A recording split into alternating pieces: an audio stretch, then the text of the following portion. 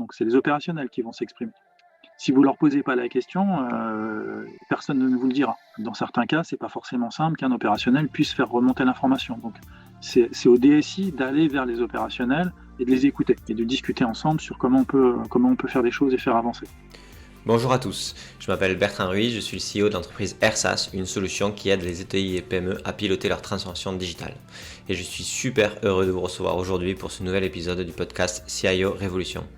Ce podcast est né de l'envie de comprendre en profondeur comment on fait une entreprise pour se transformer digitalement.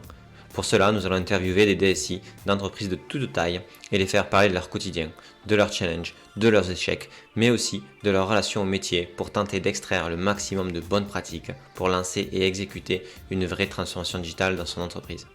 La transformation digitale de notre entreprise est un impératif. L'heure est venue pour que la DSI devienne le premier business partenaire de l'entreprise. Bonjour à tous, je suis ravi aujourd'hui de vous présenter Fabrice Bullian, qui est le DSI du groupe Kerus. Bonjour Fabrice.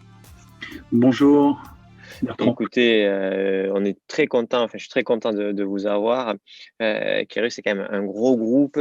Ça veut dire quoi être aujourd'hui DSI de Kerus? Alors DSI de Kerus, alors comme vous l'avez dit, c'est un groupe assez gros, hein, donc on est 3000 personnes dans le monde. Alors ça veut dire beaucoup de choses puisqu'en fait on fait énormément de choses à la DSI. En fait, on s'occupe donc de tout ce qui est les applications métiers et puis de tout ce qui est infrastructure, tous les outils collaboratifs pour les collaborateurs, le matériel, les infrastructures du coup, serveurs, etc. Donc c'est beaucoup de choses, beaucoup d'activités et du coup on est bien occupé. Et du coup, la nature en fait des gens de votre équipe, c'est quoi? C'est des développeurs, des chefs de projet? Comment elle est Alors constituée? moi, je suis pas d'équipe de développeurs parce que c'est pas, enfin, on fait appel soit à des internes puisque Kerus est capable de faire du développement pour les clients, donc on fait aussi des développements internes. Donc il y a des équipes spécialisées là-dessus. Donc moi, dans mon équipe, en fait, j'ai trois parties. J'ai la partie support qui intervient, le support aux collaborateurs sur tout type de sujet. Ensuite, j'ai tout ce qui est effectivement l'infrastructure réseau et serveurs. Donc j'ai des admins système réseau qui maintiennent tous les équipements à jour. Et puis j'ai les équipes plus projets, donc qui interviennent sur les métiers, donc qui nous aident donc dans la transformation de Kerus, parce qu'on a engagé un certain nombre de chantiers de transformation digitaux. Et donc là, on a des équipes qui font du pilotage de projet et puis certains qui font aussi, alors c'est du développement, mais c'est plus de la configuration sur un certain nombre d'outils, donc du support, de la configuration à la mise en œuvre, voilà, donc globalement. Ok. Et donc du coup sur cette donc trois types d'équipes en termes de charge de travail, de temps passé, j'imagine bien sûr que tout ce qui est admin 6 et infrastructure, ça doit être crucial et en même temps assez prenant. Et sur le plan de transformation aujourd'hui, est-ce que vous pouvez nous en parler un peu? Comment vous l'avez mis en place? Comment ça s'est structuré? Alors moi, je suis arrivé chez Kerus au mois de septembre 2020, donc je suis assez récent, mais effectivement, il y avait déjà des chantiers qui avaient été étudiés, chantiers de transformation. Donc là, en fait, avec l'équipe on a reconstitué, puisque l'année 2020 était un petit peu compliquée à cause du Covid. Donc moi, j'ai reconstitué un peu une équipe dite projet pour pouvoir prendre en charge un pilotage des projets, et notamment avec les métiers, de façon à ce on délivre des solutions.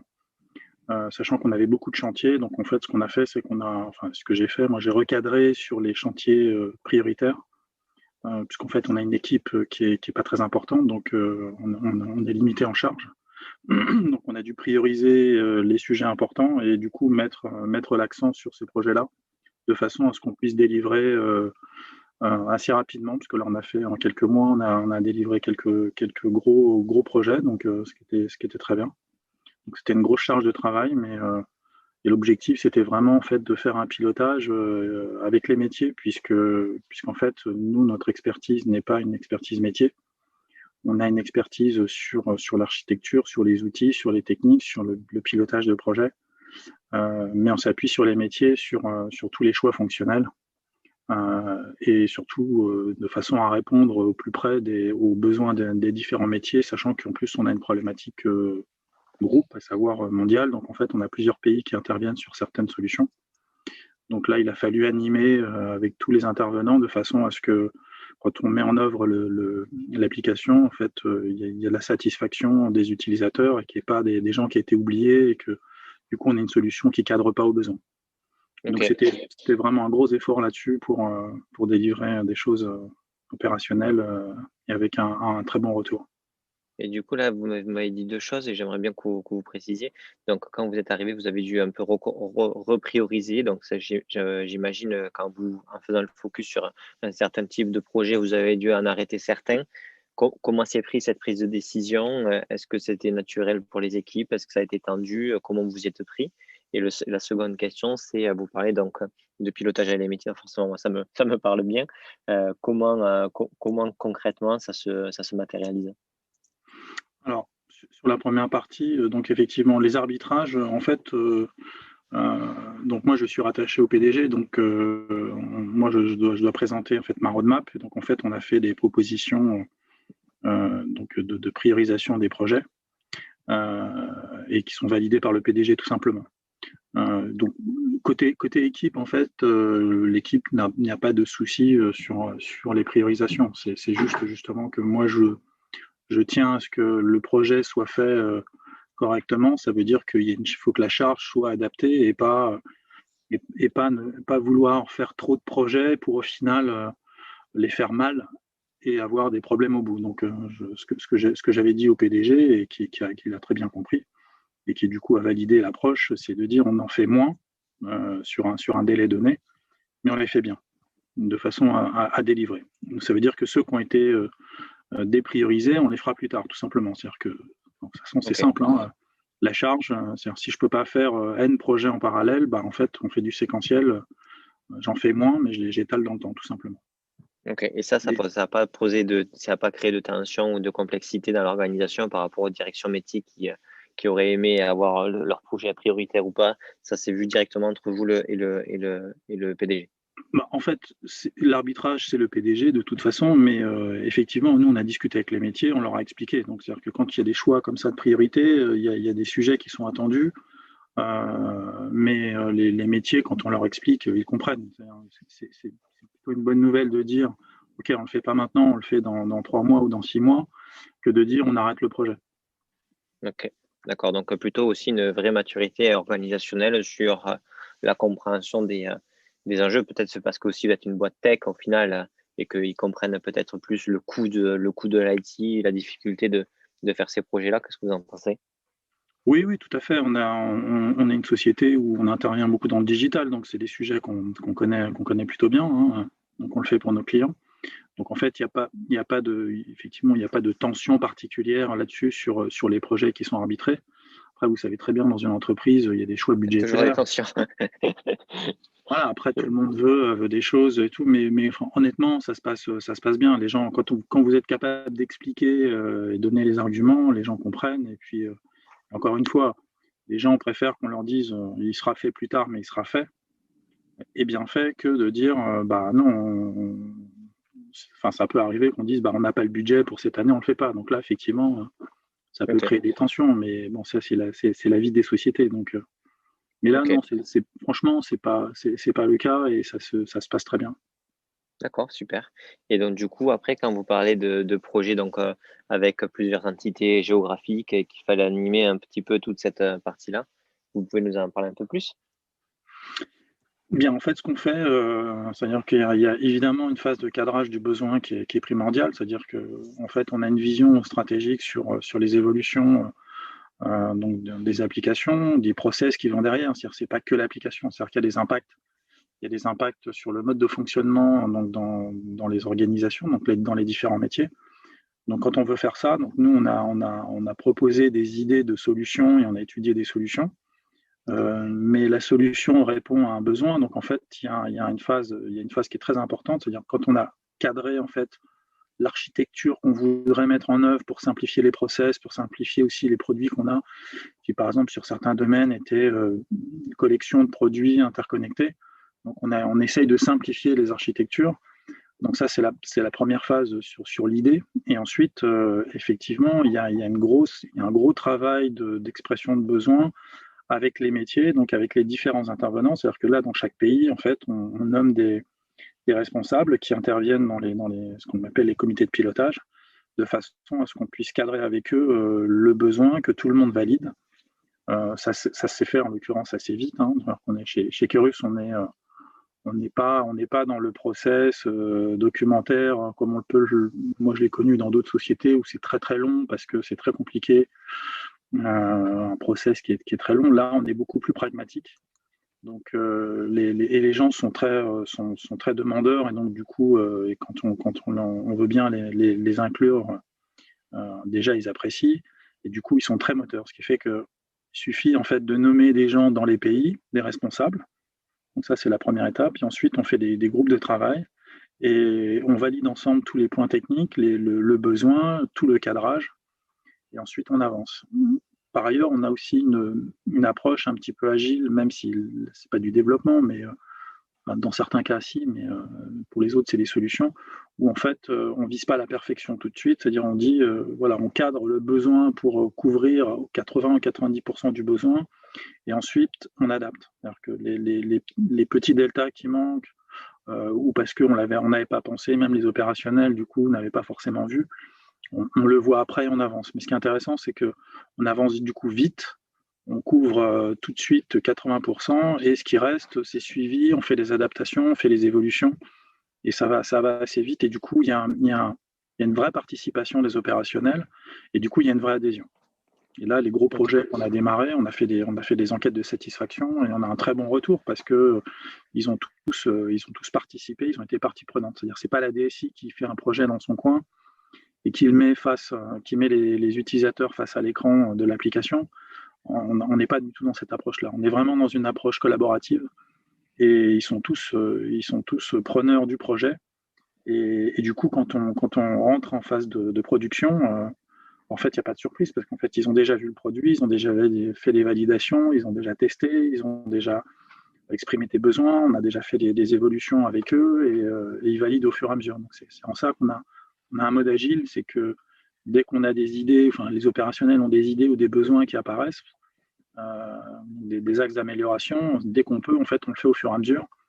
Et du coup, il y a une super satisfaction de la part des utilisateurs. C'est super ça. Et donc, du coup, moi, j'entends qu'il y a deux façons de mesurer, en fait, dans tous les cas, le succès d'un projet. Premièrement, c'est est-ce que les gens, pendant l'exécution du projet, ont confiance dans le fait que ce projet-là va être successful. Ça veut dire que ça se passe bien, qu'ils trouvent que la valeur est. Et après, il y a bien sûr un indicateur d'adoption de la solution quand elle est mise en place. Est-ce qu'on a 100% d'utilisateurs qui devraient l'utiliser qui l'utilisent? Est-ce qu'on en a 50%, 30%? Et ces deux indicateurs-là, vous avez systématisé pour tous les projets ou pas? Pour tous les projets majeurs, oui. Ok, c'est intéressant ça. Et donc du coup, ça permet aussi de valider auprès de la direction que cette méthodologie fonctionne, et qu'en faisant moins de projets, ils ont plus de résultats et que l'ensemble des personnes le valorisent. Absolument. Et vous avez donné un nom, parce que par exemple, ce type d'indicateur de satisfaction ou d'utilisation, dans toutes les solutions SaaS, il y a beaucoup le NPS, le Net Promoter Score. Est-ce que vous avez donné un indicateur, le nom, un indicateur? Est-ce que c'est qu'une seule question? Est-ce que c'est plusieurs questions que vous posez? Comment il est un peu on n'a pas donné de nom particulier. Donc moi, je suis pas très sensible au nom. C'est le résultat qui m'intéresse. Effectivement, on a fait un questionnaire en ligne on fait des questionnaires en ligne qui sont adaptés au projet. Donc à chaque fois, on fait en gros une dizaine de questions parce que le but c'est pas de saouler entre guillemets les gens pour qu'ils répondent à des questionnaires divers et variés. Là, c'est quelque chose de très ciblé, très efficace. Mais très honnêtement, on a vraiment pas eu de surprise dans le sens où, comme en fait les opérationnels étaient vraiment partie prenante du projet tout au long du déroulement du projet, en fait, l'adoption était presque de fait. C'est-à-dire nous, on a bien sélectionné les bonnes personnes. C'est ça en fait la clé, c'est d'avoir les bonnes personnes qui maîtrisent bien et qui sont aussi du coup des relais auprès des utilisateurs finaux qui sont plus nombreux, que ce soit par exemple des sales, enfin, des opérationnels, des managers ou même des collaborateurs. En fait, on a bien choisi les différents relais qui contribuent au projet et du coup, en fait, eux-mêmes, on fait aussi par exemple des formations. Eux-mêmes ont donné les formations au fur et à mesure pour que quand le projet arrive, tout le monde a été formé. Ouais. Ils contribuent. Donc en fait, il y a vraiment, en même temps qu'on déroule le projet, il y a tout un accompagnement qui est fait et du coup, on n'a pas de surprise après, puisqu'en fait, on voit au fur et à mesure s'il y a des écarts, s'il y a des manques ou des oublis qui ont été faits en termes de conception ou en termes de besoins. En fait, on le découvre très très vite parce qu'on n'a pas attendu de faire les formations au moment où on lance le projet en opérationnel. On a Ok. anticipé et du coup, dès qu'on a vu des choses, c'est pour ça que je vous disais tout à l'heure, on est en mode agile parce qu'en faisant comme ça, c'est-à-dire vraiment en menant en parallèle l'accompagnement du utilisateur, la formation et les responsables, enfin, les intervenants opérationnels qui sont dans le projet, on a vu tout de suite s'il y avait des manques et du coup, on les a tout de suite cadrés au niveau du projet pour les intégrer au produit. Et du coup, Ok. quand on arrive en production, en fait, tous les gros problèmes qu'il y avait éventuellement, on les a tous vus, on les a tous réglés.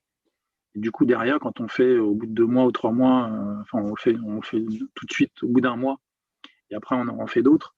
Mais déjà, au bout d'un mois, quand on a fait l'enquête, ben, en fait, il y avait une très bonne satisfaction qui était presque naturelle, je dirais.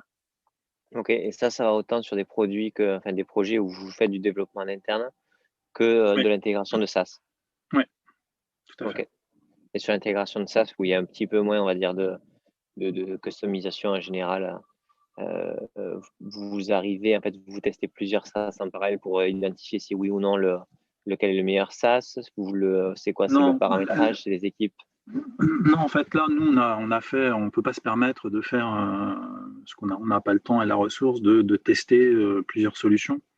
Donc là, on a fait vraiment un cadrage des différentes solutions pour en choisir une. Mhm. Donc le cadrage, c'était un fonctionnel, on a fait des démos, on a fait des choses comme ça pour choisir un produit. Mais là encore, Ok. c'est pas la DSI qui a choisi le produit toute seule. C'est-à-dire qu'on a embarqué tout de suite les opérationnels. C'est-à-dire quand on découvre un produit pour évaluer s'il peut correspondre aux besoins, les opérationnels sont dans la boucle. C'est-à-dire qu'ils découvrent en même temps que nous, la DSI, le produit. C'est ça Ok. l'objectif. On n'a pas Ok. fait nous une sélection pour leur donner ensuite pour dire est-ce que ça vous convient. Ok. On les a Donc en fait, intégrés tout de suite. vous allez faire les, par exemple, quand vous présélectionnez les outils qui vous semblent intéressants, vous allez faire les démos avec les métiers.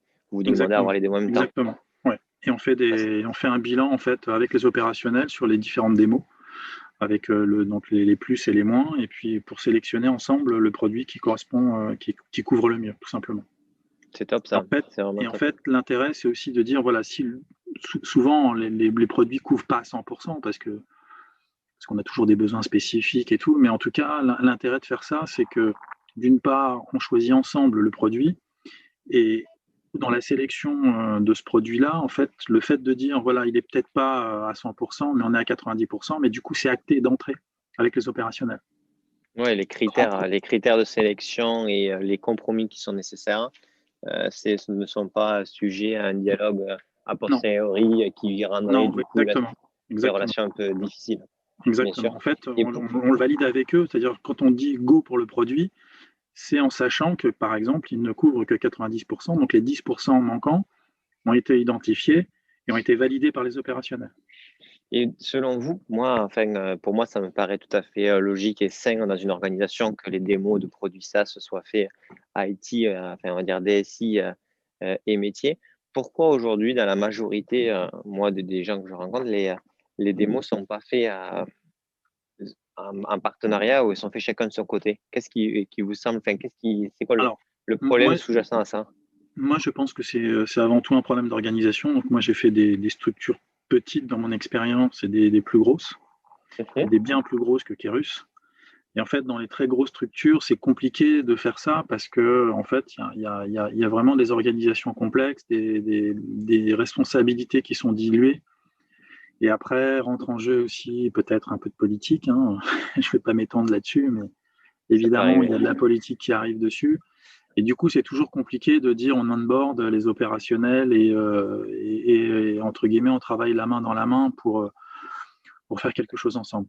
Ça arrive, hein, moi je l'ai vu dans d'autres entreprises, même des grosses structures, mais c'est vrai que c'est moins facile et on est plus plus souvent dans un mode de fonctionnement en silo où voilà, la DSI est responsable, elle va essayer d'onboarder quelques personnes opérationnelles, mais c'est plus compliqué, les gens ne veulent pas forcément se positionner. Enfin, moi, j'ai vu un peu de tout. Donc, il y a vraiment des fonctionnements très différents dans les entreprises, mais globalement, c'est plus compliqué comme ça. L'avantage chez Kerus, c'est que même si la société est grosse, mais les équipes des structures, enfin de l'organisation support, donc DSI entre autres, en fait, on est des équipes plus restreintes et du coup, en fait, on a une proximité plus efficace avec les opérationnels. Et du coup, on est vraiment dans un mode beaucoup plus collaboratif où on est moins sur du process avec tout un workflow de validation pour toutes les décisions, etc. On a une approche beaucoup plus pragmatique et tout le monde se retrousse les manches et on avance ensemble. Dès l'instant où justement on les inclut dès le début sur les décisions, en fait, ils sont très preneurs et du coup très actifs. Et du coup, ça se passe très bien.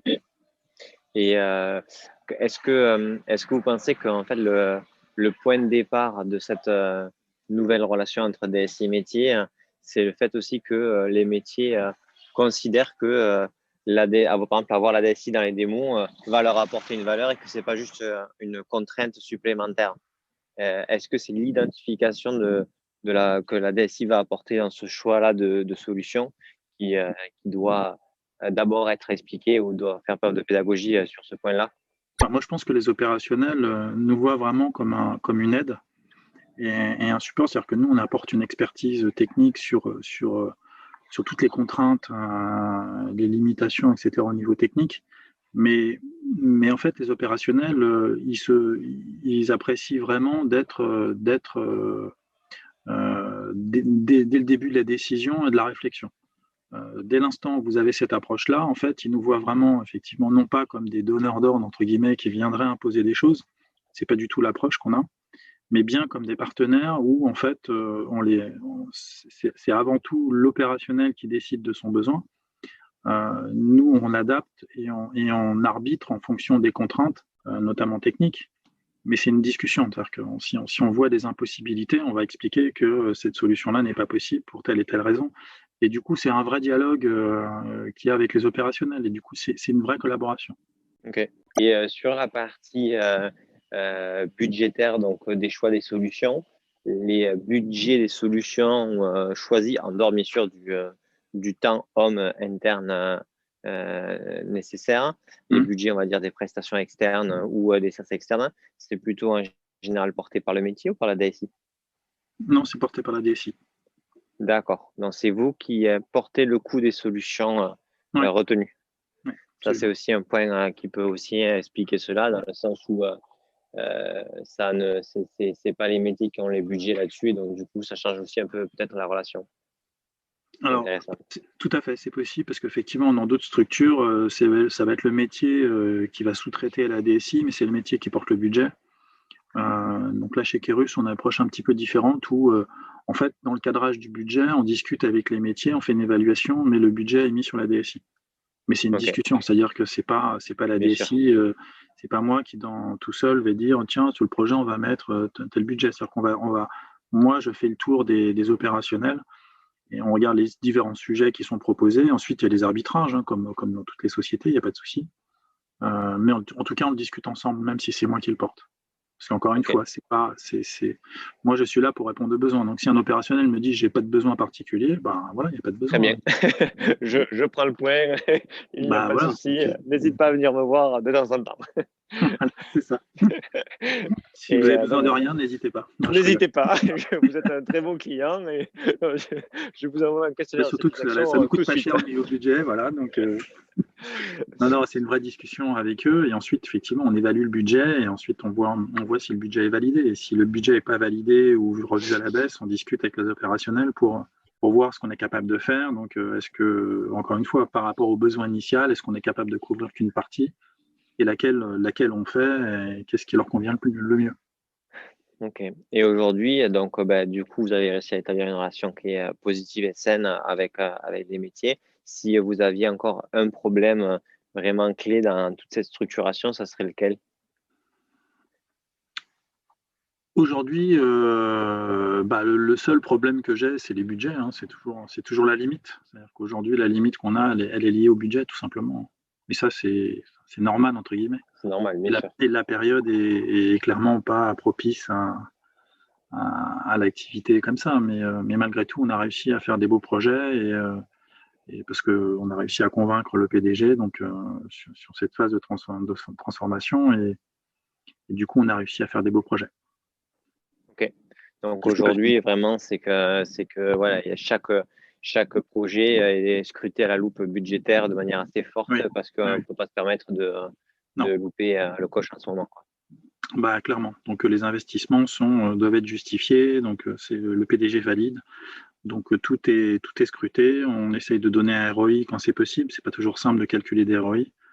C'est la grande difficulté de la valeur de chaque projet. Quantifier la valeur de chaque projet. Exactement. Donc c'est loin d'être simple. Mais après, il y a des vrais besoins. Donc pour certains, c'est pas trop difficile de donner du ROI. D'autres, c'est plus compliqué. Mais de toute façon, effectivement, il y a avant d'avoir le go, on passe par la case validation globale, hein, donc sur le projet, les intervenants, le budget évidemment qui est la clé. Et ça, c'est systématique. Ok. Et aujourd'hui, par rapport à donc en dehors de la question budgétaire, dans tout le workflow de travail avec les métiers, donc démo ensemble, critères, choix de sélection, sélection des projets et pilotage, on va dire, par les priorités des projets. Aujourd'hui, la priorisation et les projets prioritaires, c'était vraiment des projets dans la période Covid qui étaient avec un fort taux de ROI et les autres, ils étaient prêts, mais on attend d'avoir un peu plus de visibilité, c'est ça? Oui, clairement. Okay. C'est-à-dire qu'il y a vraiment des projets importants au niveau de l'organisation, au niveau des process, au niveau du ROI, parce que, par exemple, on a des process manuels et là, on veut automatiser pour gagner du temps et être plus efficace, avoir un meilleur contrôle. Et ça, c'est ROI de… Alors ça, c'est une question que je me pose sur les projets qui font gagner du temps à des ressources internes. Est-ce que vraiment, ça, vous le mettez en mode ROI, sachant qu'il faudrait que la personne soit plus productive ou rapporte plus d'argent pour que ça soit vraiment héroïste, en fait? En fait, le ROI, il y a plusieurs façons de le calculer, parce que c'est jamais simple, mais si aujourd'hui je dis il me faut 10 personnes pour faire une tâche parce que c'est manuel, et quand vous dites avec le produit qu'on va développer, en fait, ces 10 personnes, ils vont passer 2 fois moins de temps, vous gagnez de la charge. Donc ça veut dire que cette charge-là… Si vous la vendez, cette charge-là, ou qu'elle crée de la valeur complémentaire. C'est-à-dire que sans la vendre, c'est que en fait aujourd'hui c'est un coût. C'est-à-dire moi l'entreprise a un coût de ressources. On a des ressources limitées et on a un certain nombre de sujets à traiter. Aujourd'hui, on peut pallier quand vous êtes dans une organisation, si l'organisation, les outils sont pas industrialisés, vous êtes obligé dans certains cas de pallier avec des ressources supplémentaires. Donc c'est un coût. Bien sûr. Donc soit en fait on dit sur un projet parce que j'ai des personnes dédiées, j'améliore, j'industrialise et auquel cas j'ai besoin de moins de personnes. Donc ces personnes-là, dans le pire des cas, elles sont licenciées, donc c'est pas le but, hein. Mais en fait, l'idée c'est plutôt de les réaffecter sur d'autres choses. C'est-à-dire qu'aujourd'hui, des sujets auxquels on va avoir du mal à traiter et ça prend beaucoup trop de temps. Et là, en fait, on va améliorer la rentabilité par rapport à l'utilisation des ressources internes. Donc, je parle de fonctions support, hein, toujours. Hein, donc, je ne parle pas pour une ESN comme nous, où on vend des consultants. Mais là, si moi, j'ai 10 personnes qui travaillent et elles sont trop chargées sur faire certaines tâches, et du coup, il y a des retards, il y a tout un tas de choses qui sont induites. Le fait d'améliorer le processus, elles vont être plus efficaces et elles vont faire aussi plus de choses, du coup. Donc, si elles font plus de choses, elles vont aussi améliorer en fait le mode de fonctionnement, le traitement des différentes tâches d'entreprise, que ce soit à la finance, à la compta, à la paye, à la RH, etc. Donc, le but, c'est vraiment d'améliorer ça, c'est-à-dire d'amener de l'outillage industriel pour qu'il y ait les ressources, sans rajouter des ressources, parce qu'on est limité au niveau budget, évidemment, et puis là, encore une fois, la période n'est pas propice. On essaye de maximiser en fait l'efficacité des ressources au travers d'outils qui vont leur rendre la tâche plus facile. Du coup, elles vont être plus efficaces sur leurs objectifs et sur les missions qui leur sont confiées. Ok. Et Et ça, on peut aujourd'hui, le valoriser dans du ROI, sans problème. ok. Et ça, ouais, par exemple, ça m'étonne pas mal parce qu'aujourd'hui, moi, ce que j'ai beaucoup vu, c'est que le temps des ressources internes est souvent pas priorisé en termes de ROI par rapport, bien sûr, hein, c'est toute une question de proportion, mais par rapport à un ROI direct d'économie d'argent, de prestations externes ou de solutions externes. Voilà, en fait, vous avez raison, c'est-à-dire qu'effectivement, c'est pas prioritaire, mais moi, c'est pas comme ça que je le vois. C'est que aujourd'hui, la décision de dire j'investis dans un projet pour industrialiser, la question qu'on peut toujours se poser, c'est OK, c'est quoi? C'est du confort? C'est parce que c'est un outil, c'est plus joli? C'est quoi? Enfin, j'exagère évidemment, hein. Ouais, bien sûr. En fait, du coup, c'est l'approche qu'on a, c'est on va montrer en fait le mode de fonctionnement, le process, une estimation du temps passé sur une tâche, par exemple, et on va montrer qu'en fait, en investissant sur un produit, on va montrer le gain ne serait-ce qu'en temps des ressources qui sont affectées dessus. Et donc là, c'est un gain de temps sur des ressources, donc de la charge. Et encore une fois, du coup, c'est pas de la charge directe qui est vendue, donc c'est un coût interne, puisque ce sont des fonctions support. Mais du coup, cette charge qui est libérée, elle va être utilisée à faire d'autres choses, donc pour améliorer le fonctionnement global de l'entreprise. Ok, Donc le ROI, très il clair. est comme ça, c'est plus vu comme une économie de temps. C'est-à-dire si aujourd'hui, je prends un exemple, un RH dans la phase de recrutement parce que, je ne sais pas, imaginons il lui manque d'outils, il fait des choses en manuel, il lui faut une semaine pour traiter une tâche. Si on dit, bah, en fait, avec l'outil, en une journée, la tâche va être traitée, ça veut dire que je lui libère 4 jours. Ces 4 jours-là, ils vont être utilisés à autre chose. Donc c'est dans ce sens-là qu'on regarde le ROI. Donc c'est une Ok, économie de temps qui du coup est mise à profit pour autre chose. Donc on améliore la rentabilité en fait pour le même coût. très clair, très très Rentabilité des clair. ressources. Et aujourd'hui, donc, ce qui est intéressant, c'est le concept d'industrialisation, c'est-à-dire vous travaillez là-dessus, la charge est prise par les personnes et on va s'outiller pour industrialiser un processus. C'est Oui, de la façon-là que vous voyez les choses. oui, tout à fait. Bah, en Ok. fait, moi j'ai une façon de dire les choses qui est très simple. Je dis, on parle souvent d'armée mexicaine. En fait, quand vous êtes dans un processus manuel, je dis oui, on pallie au processus manuel par l'armée mexicaine. Sauf que l'armée mexicaine, ça a un coût.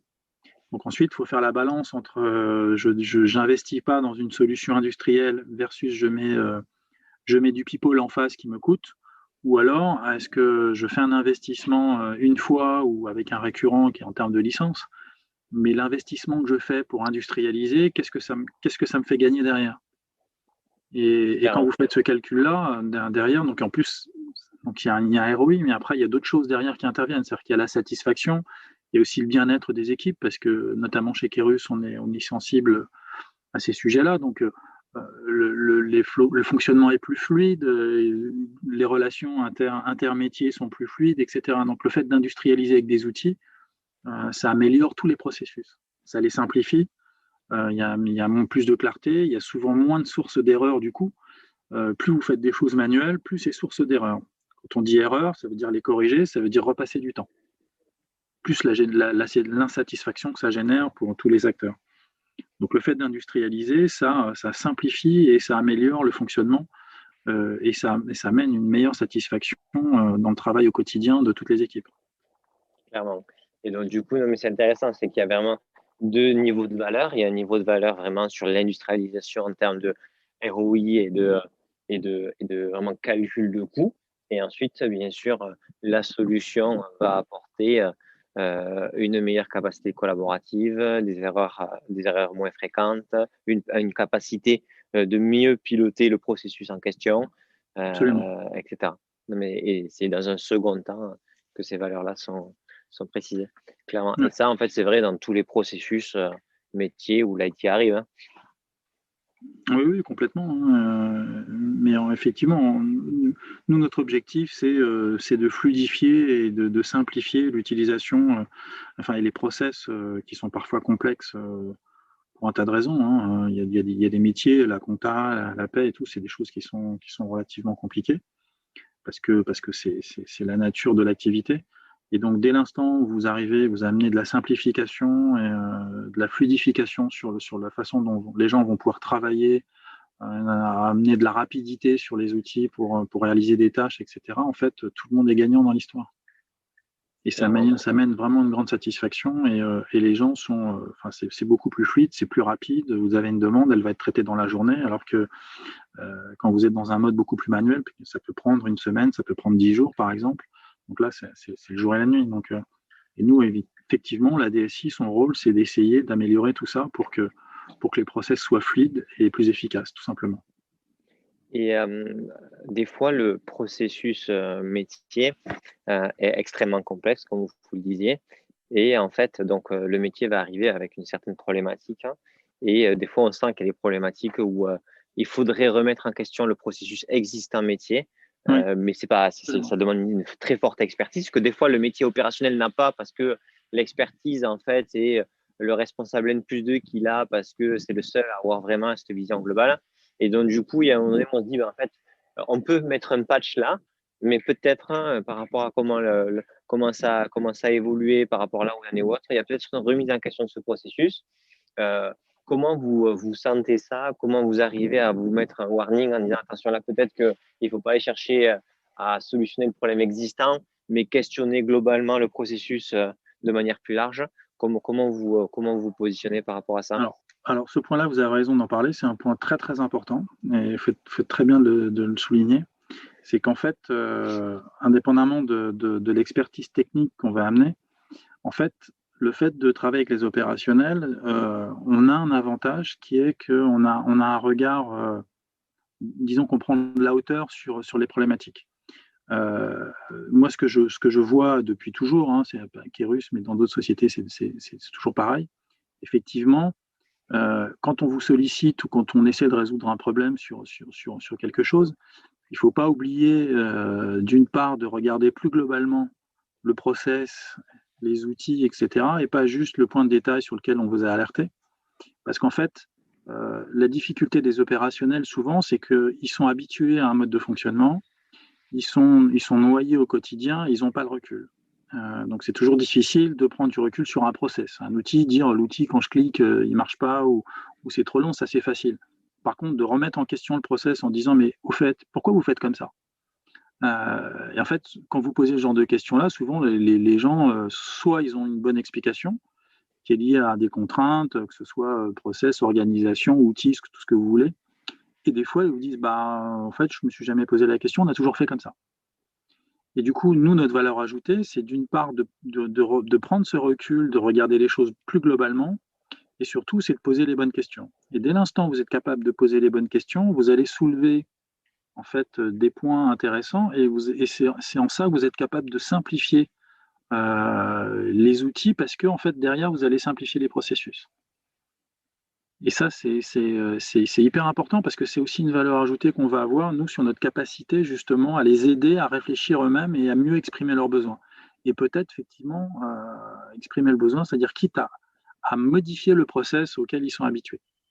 Et dès l'instant, en fait, vous le faites avec les opérationnels, qu'on discute et que c'est eux qui valident, c'est-à-dire si vous leur dites, ben, là, par exemple, vous faites comme ci, comme ça, vous faites telle tâche, et je ne comprends pas, et si vous faisiez directement plutôt comme ça, est-ce que le besoin, enfin le résultat n'est pas ce qui est attendu? Là, on va dire, ah bah oui, effectivement, nous, ce qui nous intéresse, c'est ça.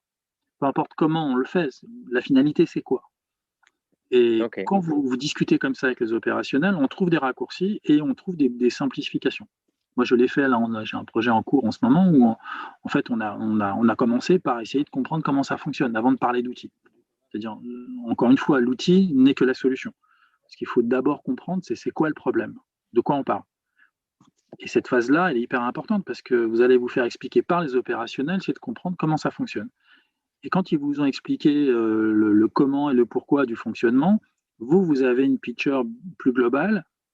Et en réfléchissant sur cette picture, là, on va être capable de voir en fait des raccourcis et des simplifications pour améliorer le processus et du coup les outils et tout le mode de fonctionnement. Et une fois qu'on fait ça, effectivement, ce qu'on propose d'amélioration de processus, quand il faut le changer, on le revalide avec les opérationnels en disant voilà, on a une idée de solution, on ferait plutôt comme ça, puisqu'on a compris que votre besoin, là, c'est de produire tel document, c'est de produire tel reporting ou je ne sais pas quoi. Et si on a cette approche-là, on va décrire une nouvelle approche, un nouveau process, on le fait valider. Et en général, ça se passe bien parce que souvent, on nous dit ah bah oui, c'est vrai qu'on n'avait pas pensé On n'avait jamais vu les choses comme ça. Et du coup, oui, le résultat est ce qu'on attend. Donc, si on peut simplifier, ils sont preneurs. Et du coup, effectivement, ce n'est pas que les outils. L'outil a évidemment un impact hyper important sur le process. Ok. Et souvent, c'est ce que je disais tout à l'heure, c'est que l'armée de Mexicains, elle est là parce que le process est des fois compliqué du fait du manque d'outils. Donc, quand vous amenez un outil qui est plus performant, forcément, c'est un impact sur le process. Clairement. Ok, très clair. Une question que j'aime bien poser parce que ça m'intéresse de voir comment vous continuez à apprendre. Vous, aujourd'hui, donc vous avez cette expérience de SI, vous avez vraiment pu avoir plusieurs expériences qui vous ont créé des convictions et des savoir-faire et des savoir-être aussi, bien sûr. Mais aujourd'hui, comment vous continuez à apprendre pour rester au courant des nouvelles méthodologies, des nouveaux outils? Comment vous constituez en fait autour de vous cette capacité à toujours avoir un coup d'avance? J'essaye de ne pas rester la tête dans le guidon et donc de prendre un petit peu de recul et de me tenir informé de ce qui se passe à l'extérieur. Donc, moi, par exemple, je me force à accepter des invitations de commerciaux, De de sociétés, podcast. de podcasts, tout pour me tenir informé parce qu'en fait, effectivement, si vous restez dans votre coin avec vos outils que vous connaissez bien, le monde, lui, il évolue, les outils évoluent et vous n'êtes pas au courant. Donc, moi, je le fais et je force mes équipes aussi à le faire, dire renseignez-vous, allez de temps en temps à des conférences, parce que c'est toujours bien de voir des nouveaux outils, parce que sinon, on n'a aucune chance de les connaître. Ok, Et en très se clair. tenant informé du marché, effectivement, ça donne des idées sur des axes d'amélioration. Et Ok, après, on l'étudie, on voit ce qu'on y va, etc. Mais si vous n'avez pas l'idée, si vous n'êtes pas au courant qu'il y a un produit qui fait justement 10 fois plus de choses que ce que vous faites depuis des années, vous allez continuer de faire comme vous faisiez jusque-là.